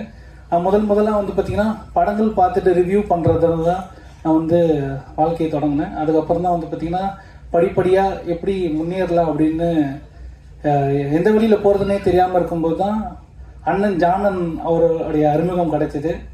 உதவியாளராக பணியாற்றினேன். அண்ணன் வழிகாட்டலில் தான் இன்று நான் சுரேஷ் அவர்கள் அறிமுகப்படுத்தியவர்கள் தான் ஜானன் என்னை வந்து சேர்த்துக்கொண்டார். ஸோ அண்ணனோட வழிகாட்டல் தான் இன்னைக்கு வந்து இந்த மேடைக்கு நான் ஏறியிருக்கேன். இன்னும் நிறைய மேடைகள் ஏறணும் அப்படின்ற ஒரு கனவோடும் ஆசையோடும் வந்து காத்துக்கிட்டு இருக்கேன். நான் வந்து என்ன பண்ணுறேன், காலைல வீட்டிலேருந்து கிளம்புனா நைட்டு தான் போவேன். நான் வந்து என்ன பண்ணுறேன், வாழ்க்கையில் முன்னேறுவேனா இல்லையா அப்படின்றது வந்து பார்த்திங்கன்னா டவுட்டாகவே என் ஒய்ஃப் நினச்சிட்டு இருப்பாங்க. என்னை வந்து நம்பி ஆதரவு கொடுக்குறேன் என்னோட ஒய்ஃப், அவங்களுக்கும் வந்து இந்த நேரத்தில் வந்து நன்றி சொல்ல கடமை கட்டுக்கிறேன். ஏன்னா வந்து பார்த்திங்கன்னா அம்மா அப்பா வந்து ஒரு சாப்டர் இருந்தாலும் நம்ம அடுத்து வர ஒய்ஃப் அவங்களுக்கும் வந்து பார்த்திங்கன்னா கடமைப்பட்டிருக்கோம், அவங்களுக்கும் அந்த ரெஸ்பான்சிபிள் இது பண்ணிருக்கோம். ஸோ அதனால் வந்து பார்த்திங்கன்னா இந்த நேரத்தில் என்னை நம்பிக்கிட்டு இருக்கேன் என்னோட ஒய்ஃபுக்கும் நான் நன்றி சொல்லிக்கிறேன். எங்கள் வருகை தந்து எனக்கு வந்து முதல் படத்துக்கு வாய்ப்பு அளித்த ப்ரொடியூசர், இயக்குனர் அவர்களுக்கு வந்து மிக்க நன்றி. ஏன்னா நான் வந்து PRO கார்டு எடுத்ததுக்கப்புறம் படம் வந்து எப்படா வந்து படம் பிடிக்க போகிறோம் அப்படின்ற ஒரு இதில் தான் இருந்தேன். ஐயாவோட அறிமுகம் இதுக்கு முக்கியமாக காரணம் சிவா அவர்கள் தான். அவர் தான் வந்து பார்த்தீங்கன்னா இந்த டீம் ஐயப்பன் அவரோட கொண்டு போய் இன்ட்ரடியூஸ் பண்ணாங்க. சிவா அவர் இல்லைன்னா இன்னைக்கு நான் இந்த ஸ்டேஜில் எடுத்துருக்க மாட்டேன். சிவா அவர்களுக்கும் நன்றி, ஐயப்பன் அவர்களுக்கும் நன்றி, இயக்குனர் அவர்களுக்கும் நன்றி. எனக்காக இங்கே வந்திருக்க பிரசன்ட் மீடியா எல்லா நண்பர்களுக்கும் மிக்க நன்றி. 15 வருஷமா தினமும் நான் உங்களை தான் வந்து பார்த்துக்கிட்டு இருக்கேன். நான் எங்கள் வீட்டில் இருந்ததை விட பிரசாத் லேபில் நான் இருந்தது தான் அதிகம். காலையில் 9 மணிக்கு வீட்டிலேருந்து கிளம்பி வந்தேன்னா நைட்டு 11 மணி 12 மணிக்கு தான் வீட்டுக்கு போயிட்டுருக்கேன். அதனால இங்க இருக்கிற நண்பர்கள் அனைவருக்கும் வந்து நன்றி. பிஆர்ஓ யூனியன்ல இருக்கிற அனைத்து நண்பர்களுக்கும் நன்றி. எல்லாருக்கும் எனக்கு வந்து ஆதரவு கொடுங்க. இன்னும் நிறைய படங்கள், இன்னும் நிறைய வெற்றிகள் வரணும்னு வேண்டிக்கிறேன். நன்றி, வணக்கம்.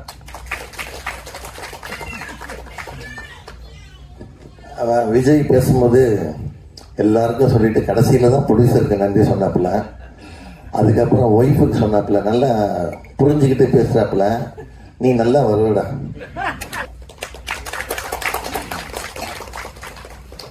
எப்பவும் போல 9 மணிக்கு மேலே பேச வச்ச எல்லாருக்கும் நன்றி. பழக்கம் போல நீங்க விஜய் சார் பேசணும்னு சொல்லாதீங்க. அது யாஸ்திக்கு முடிக்க சொன்னது? நீங்க வாங்க சொல்லுங்க சார். சீக்கிரம் முடிங்க. யார் சொன்னது? கெட்டு பண்ணிட்டீங்களா? ஏன் இப்போ பேசுனாங்களா? ஏன் சொன்னாங்க? என்ன ஊரு மொத்த ஊடகத்துக்கு தப்பு யார் ஒருத்தர் பண்றது மொத்த ஊடகத்துக்கு தப்பா போயிடும். பேச ஆரம்பிச்சு யாரும் கெட்டு பண்ணிக்கலாம். நீங்க இல்ல இது முதல் மேடை இல்ல. நான் அப்போ சொல்றேன், உங்களுக்கு லேட் ஆச்சுன்னா நீ கிளம்புங்க. 1000 வேலை இருக்கும் உங்களுக்கு. உங்களை நான் கட்டாயப்படுத்தல. ஆரம்பிக்கும் போதே சூழச்சி விட்டது. இல்ல நீங்க சார் பத்திரிகையாளர்கள் நீங்க கொஞ்சம் கவனிச்சுங்க. மொத்தம் எல்லாருக்கும் இது ஒரு அனாவரமா செய்யறது. நீங்க பாத்துக்கணும். நான் ஏன் இவ்வளவு பொறுமையா இருக்கேன்? நமக்கு இது 10-1 101 இருக்கலாம். இவங்களுக்கு இது முதல் மேடை. எல்லாரும் கூப்பிட்டு கௌரிக்கும் போது நான் பொறுமை உட்காந்துருக்கேன்ல. ஏன்? இது அவங்க ஃபங்க்ஷன், அவங்க சந்தோஷம், அவங்க கொண்டாடுறாங்க. கஷ்டப்பட்டு படம் எடுத்து கொண்டு வந்திருக்காங்க. அசிஸ்டன்ட் டைரக்டர்ல இருந்து சில்பட்டாபுரில இருந்து எல்லாத்துக்கும் கூட சால்வ் போட்டு ஒரு சந்தோஷப்படுத்துறாரு. நான் பொறுமையா இருந்தேன். சீக்கிரம் நான் சொன்னா நான் இங்க ஈஸியா இருக்கணும். 1 hour ஆகும். ஏன் பொறுமையா இருக்கேன்? அது மதிக்கிறேன். இல்ல இதுக்கப்புறம் அப்படி யாரும் சொன்னா நேரம் இங்க வாங்க. உங்க மூஞ்சி நான் வெளிச்சிருந்து பேசுறேன்.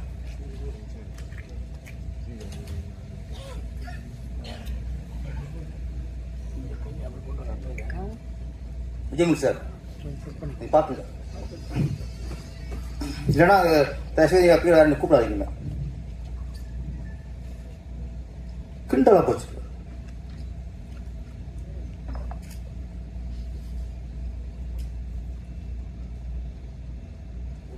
இல்ல ஆரம்பிக்கும் போது தப்பு இல்லை. இது விளையாட உங்களுக்கு இல்ல சார். ஒரு ஃபங்க்ஷனுக்கு ஒரு பிஆர்ஓ எல்லாரும் அசூல் பண்ணி கொண்டு வந்து ஃபங்க்ஷன் நடத்த எவ்வளவு பிரச்சனை தெரியுமா உங்களுக்கு? ஒரு விஐபி எவ்வளவு கஷ்டம் கூப்பிடுறாங்க தெரியுமா உங்களுக்கு?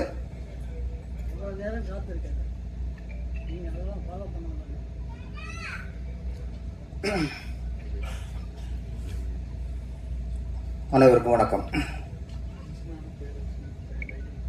இல்ல சார் ஒரு நாள் சார் சும்மா ஒரு நாள் போட மாட்டேன். இத்தனை எல்லாரும் பேசுங்க. நான் பொறுமை கருவில்லை. நான் பேச முடியும். அது யாரும் கூச முடியாது. நான் குறிப்பிட்ட யாரும் ஒருத்தப்பட்டிருக்காது. இல்ல மொத்தமா எல்லாருக்கும் முடியாது. தப்பா போயிருங்கள. அனைவருக்கும் வணக்கம். எல்லாருமே சிறப்பாக பேசினாங்க. முதல்ல இந்த ஐஏஎஸ் கண்ணம்மா மேடை இசை வெளியீட்டு விழா அப்படிங்கிறத விட நம்ம பிஆர்ஓ விஜய் அவர்களுக்கு ஒரு அரங்கேற்ற மேடையாக அமைஞ்சிச்சு. வாழ்த்துக்கள். ஆமா அவர் முதல்ல ஒரு பிஆர்ஓ பண்ணிக்கிற படத்துல நான் வந்து பங்கு வருதே நான் வந்து சந்தோஷமா நினைக்கிறேன். வரலாறு. அப்புறம் இந்த படத்துக்கு ரெண்டு அசிஸ்டன்ட் முரளி தான் கூப்பிட்டாப்புல. சார் இந்த படம் சார் ஐஏஎஸ் கண்ணம்மான் படம் நீங்கள் வரணுன்ட்டு. நான் ஏற்கனவே 2 நாள் தொடர்ந்து வந்துட்டு இருக்கேன். இது தொடர்ந்து 3வது நாள். நான் அப்போ வரலேட்டேன். முதல்ல தொடர்ந்து இருக்கு. இன்னொன்று டிப்ஸ் நிறைய மீட்டிங் இருக்கு, மே தினத்தோட வேலைகள் நடந்துகிட்டு இருக்கு, அது ஒரு போயிட்டு இருக்கு. செலூன் சார் போச்சு போறோம் அப்படின்ட்டு இதோட விட்டுருவோம். நேஷனல் சின்ன பக்கம் பேக்ஸ் வந்துடுதுண்ணா. அப்புறம் திருப்பி அவர் விடலை. இல்லை சார் நீங்கள் தான் வேணுங்கிறாங்க, தான் கேட்குறாங்க சார். சரி ஓகே அப்படின்னு பேரண்ட்ஸ் கூட அன்பா கூப்பிட்றாங்களே நினைச்சேன். அப்பதான் தெரிஞ்சது நம்ம ராஜசோழன் வந்து ஒரு ஈக்குவச்சு தான் கூப்பிட்டு இருக்காரு. நம்ம ஒரு அஸ்டாண்ட் சேர ட்ரை பண்ணோமே, நம்மளை சேர்த்துக்கலையே.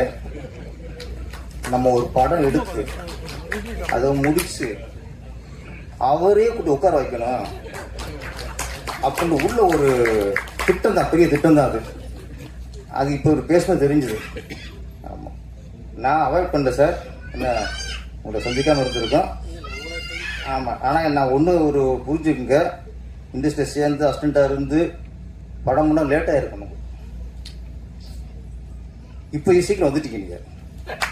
ஏன்னா யாரும் சேர்த்துக்கலைங்க போது வெறி வரும். ஏன்டா என்னைய சேர்த்துக்கல, நீங்கள் என்னைய உள்ள விடலை, வந்து காட்டலாம் பாரு.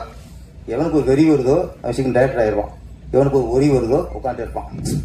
உங்களுக்கு அந்த வெறி வந்ததுனால நீங்கள் வந்து டைரக்டர் ஆகிட்டீங்க. ஓகே, இப்போ தான் நான் ஏன் வந்துங்கிற விளக்கம் எனக்கே தெரிஞ்சு காரணம் தெரிஞ்சு வச்சு. வாழ்த்துக்கள் சார், வாழ்த்துக்கள். ஆமாம், டி ராஜதுக்கப்புறம் கதை, தேவாசனம், இசை, பாடல்கள், டைரக்ஷன், தயாரிப்பு, நடிப்பு எல்லாம் அடுத்த டிஆர் தான் நீங்கள்.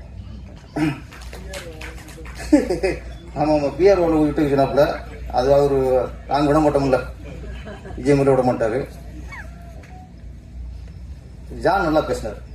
நிறைய விஷயங்கள் லைஃப்ல ரொம்ப அடிபட்டுருக்காரு, நம்ம ரொம்ப மிதிப்பட்டுருக்காரு. நம்ம வாழ்க்கையில் அந்த மாதிரி வந்தவங்களும் அந்த மாதிரி பேச முடியும். அவனு சொன்னார் நல்லா, நமக்கு பின்னாடி குறை பேசுறவங்கள கண்டுக்காத அப்படின்ட்டு. முன்னாடி குறை பேசுறவங்கள மதிக்கணும். ஏன்னா இவங்களா இதை மன்னிச்சுக்கணும், யாரோ ஒருத்தருக்கா மொத்தமாக நம்ம யாரையும் பாசிக்க முடியாது. நண்பர்கள் கூட்டம் அதிகம் இங்கே. அதே மாதிரி எப்படி பின்னாடி யார் குறை சொல்றாங்களோ அதை எப்படி மைண்ட் ஏற்றக்கூடாதோ, அதே மாதிரி நம்ம முன்னாடி நம்ம பொண்ணு சொல்றாங்கல்ல, அதை மைண்ட் ஏற்றவே கூடாது. பின்னாடி குறை சொல்றோட மோசம் யாருன்னா நம்ம புகழ்ந்து ஏற்றி விட்டுருவோம். நம்ம உண்மையை நம்புன்னு வச்சுக்கல, முடிச்சு லைஃப். ஆமாம், புகழ்றதே நாளைக்கு நம்ம காலம் வருவான். அதனால எங்கே அதிகமாக புகழ்றானோ அதை இவன் புகழ்றது கரெக்டாக அப்படின்னு நம்ம யோசிக்கணும். கரெக்டாக தான், ஓகே பரவாயில்ல. இவன் நம்ம தகுதிக்கு மீறி புகழ்றானோ, நம்மளை வேற எங்கேயோ தூக்கி வைக்கிறானோ அப்படிங்கும்போது அப்போ அவனுக்கு உஷாராகணும். ஒரு இடம் ஒரு தங்கி தான். நம்மளை எவன் நம்ம தகுதிக்கு மீறி பேசுகிறாங்களோ அவங்கள கொஞ்சம் விலகி இருக்கணும். அவங்கள விலைக்கு வைக்கணும், நம்ம விலகி இருக்கணும். அதான் ஜான் சார் சொன்ன நல்ல நிறைய விஷயங்கள் எனக்கே ஒரு ஆமாம்ல அப்படின்னு தோணுச்சு. அப்புறம் விஜயமுரு சார் வந்து அது அது குட்டிக்கிறது குட்டிங்கிறது எங்கிட்டு தான் யோசிக்க வரும். நாங்கள் படத்துக்கு ரூம் போட்டு யோசிக்க கூட தாட்டு வர மாட்டேங்குது. கோர்ட்டில் போய் ஜட்ஜே முடக்கிற அளவுக்கு ஒரு விஷயத்தை வைக்கிறாரு. நிறைய சமாச்சாரம் அவர்கிட்ட இருக்கு. அது புரியலையா? நான் சொல்றேன், இது வந்து நல்லவங்களுக்கு புரியாது. என்ன ஒழுங்கா வாழ்றாங்கல்ல அவங்களுக்குலாம் புரியாது. ஆமா, அது கொஞ்சம் இந்த பெண் பித்தர் இருப்பாங்கல்ல அவங்களுக்கு, அவங்க தான் அந்த கதையை உருவாக்குவாங்க, அவங்களுக்கு புரியுது. அதே மாதிரி அவர் விஜயமுரு சார் வந்து தூப்பால் ஏதோ கூப்பிட்டாங்கிட்ட வீட்டில் தப்பா நினச்சிட்டு போறாங்க, நல்ல வேலை அப்படின்றாரு. அங்கே தப்பா நினச்சிருக்க மாட்டாங்க. நீங்க ஜெயந்தி மேடத்தை நீங்க கதாநாயகி நடிக்க சொல்லிட்டீங்களா, அந்த வீடியோ பார்ப்பாங்க, அங்கேயும் தப்பா நினைப்பாங்க. நான் ஒவ்வொருத்தரும் பேசும்போது நான் வந்து பக்கத்தில் நான் பேர் கேட்டுக்கிறேன், உங்க பேர் என்ன, உங்க பேர் என்னன்ட்டு. ஆனா அப்படி மனப்படம் வச்சிருக்காரு சார்.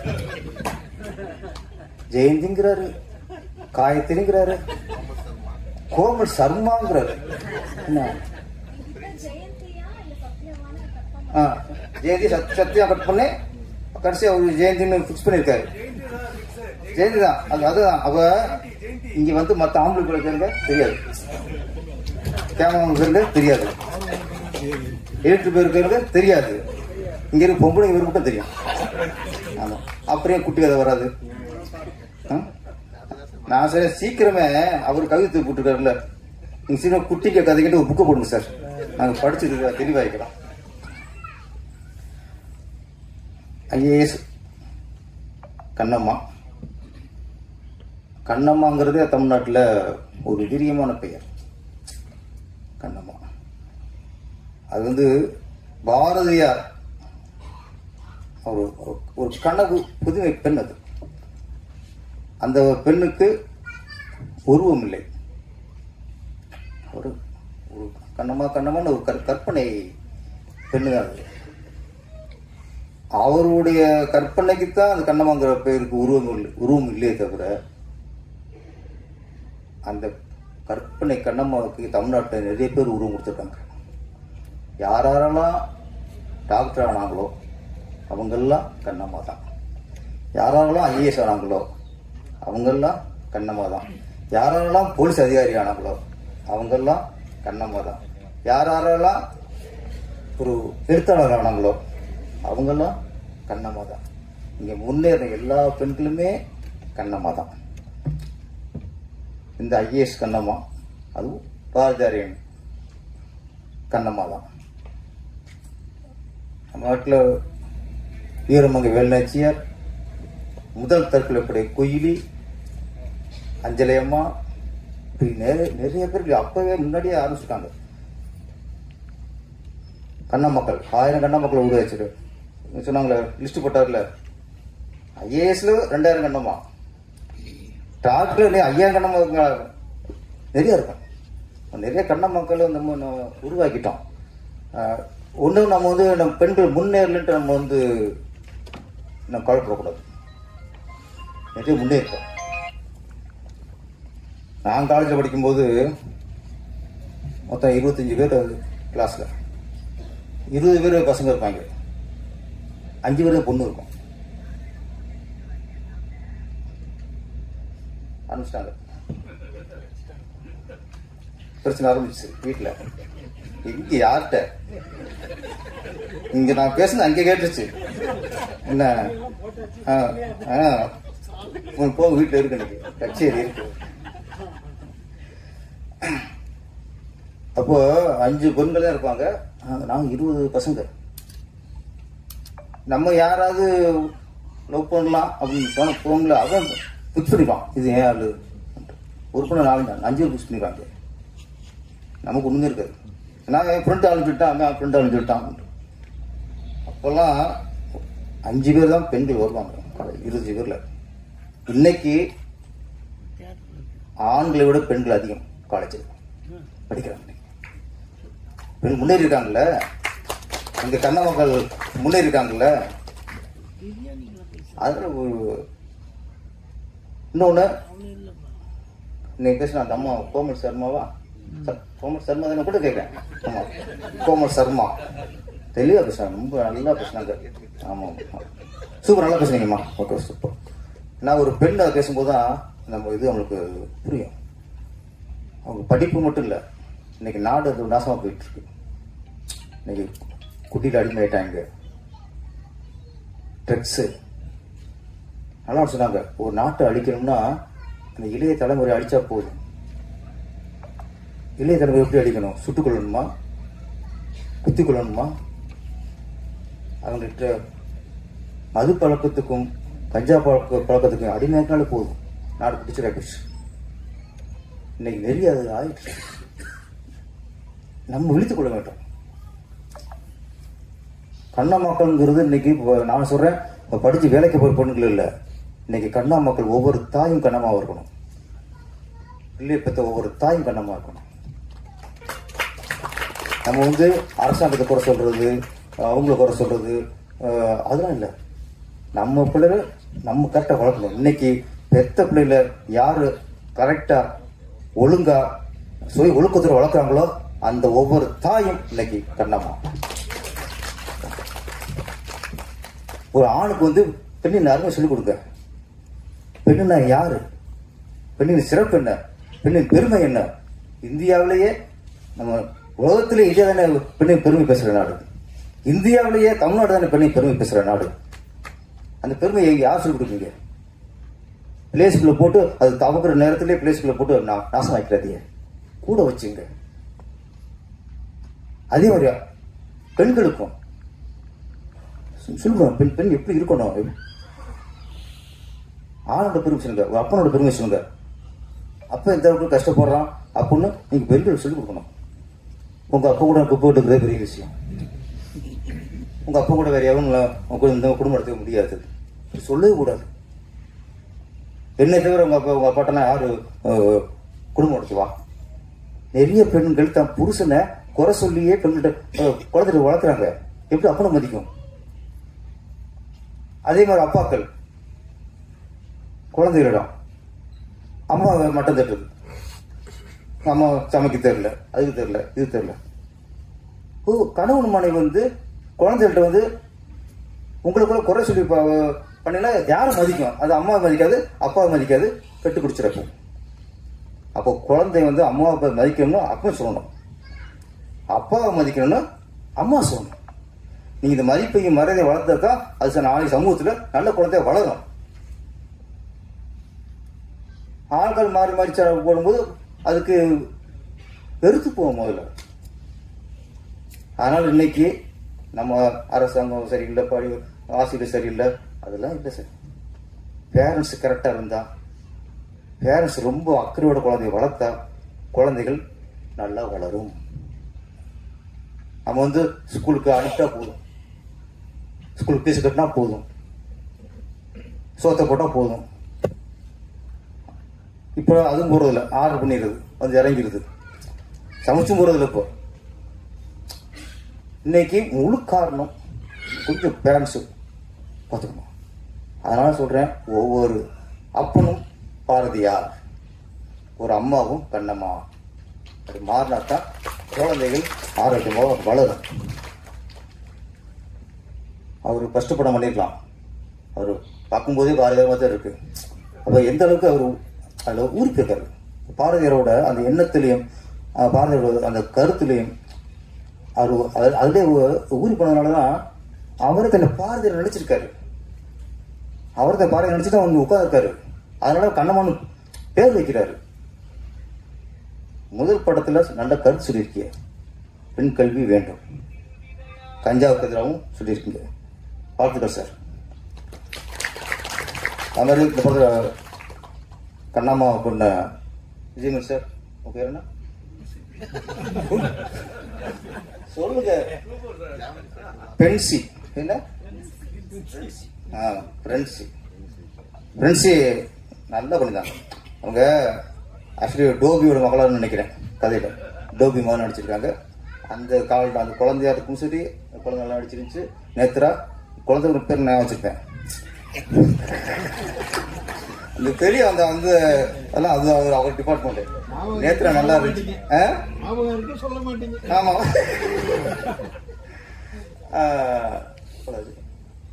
நேத்ரா நல்லா பண்ணியிருந்தாங்க.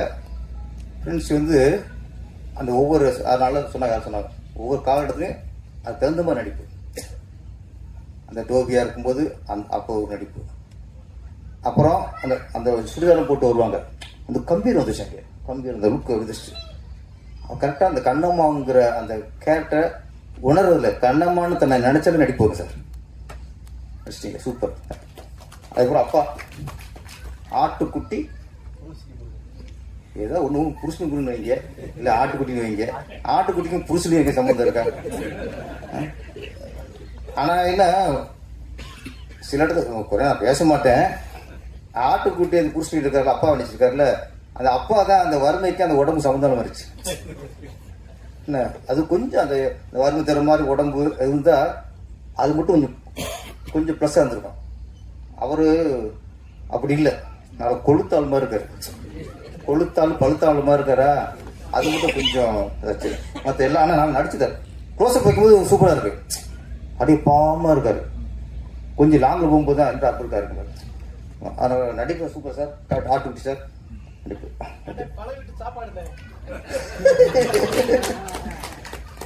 உங்களுக்கு டோபினால பல வீட்டு சாப்பாடு தான், அந்த காலத்தில் அப்படி தான் இருக்குது. மற்றபடி cameraman work music super sir. Aravind பாலாவா நல்லா பண்ணு, அரவிந்த் பாலா நல்லா பண்ணிருந்தீங்க. பாபு, அரவிந்த் பாபு, ஆமாம் லிரிக்ஸாக நல்லா புரியுற மாதிரி மியூசிக் போட்டிருந்தீங்க. கேமரா, எடிட்டிங் எல்லா டோட்டல் யூனிட்டும் ஓகே. இந்த படம் கண்ணம்மா மிகப்பெரிய வெற்றி அடையணும். கண்ணம்மாவில் ராசியானதா எப்பவுமே பாரதி கண்ணம்மா மிகப்பெரிய ஹிட்டு. ஆனால் என்னன்னா அது பாரதி கண்ணம்மா இல்லை, அது சேரன் கண்ணம்மா. பாரதி கண்ணம்மா இருந்தால் அந்த பொண்ணு இறந்துருக்காது. பாரதி கண்ணம்மா படத்தை மீனா கேட்டு இறந்துருக்காது அந்த கண்ணம்மா. அது சேரன் கண்ணம்மால இறந்துருச்சு. அது மாதிரி இன்னொன்று அனிதா நீட்டில் ஃபெயிலாக போச்சுன்னு இறந்தாங்க. அந்த மாதிரி பெண்களுக்கெல்லாம் நம்ம வந்து விழிப்புணர்வு கொடுக்கணும். தேர்வு வந்து தோல்வி அடைகிறதுலாம் வெக்ஸ் ஆகக்கூடாது. அவங்களுக்கு விழிப்புணர்வு கொடுக்கறது அவங்களுடைய கடமையை தவிர அவங்களுக்கு இன்னும் அது என்கரேஜ் பண்ண மாதிரிலாம் யாரும் பண்ணக்கூடாது. அது கண்ணமாக இருக்க முடியாது. ஒரு தேர்தலில் தொழிஞ்சினால ஒரு பொண்ணு இறஞ்சுன்னா அது பாரதி என்ற கண்ணமாக இல்லை. பாரதி என்ற கண்ணம்னா எல்லாம் போராட்டி ஜெயிக்கணும். இந்த படம் ஜெயிக்கும். டோட்டல் யூனிட்டுக்கும் நல்ல பேர் எடுத்துறோம். நன்றி, வணக்கம்.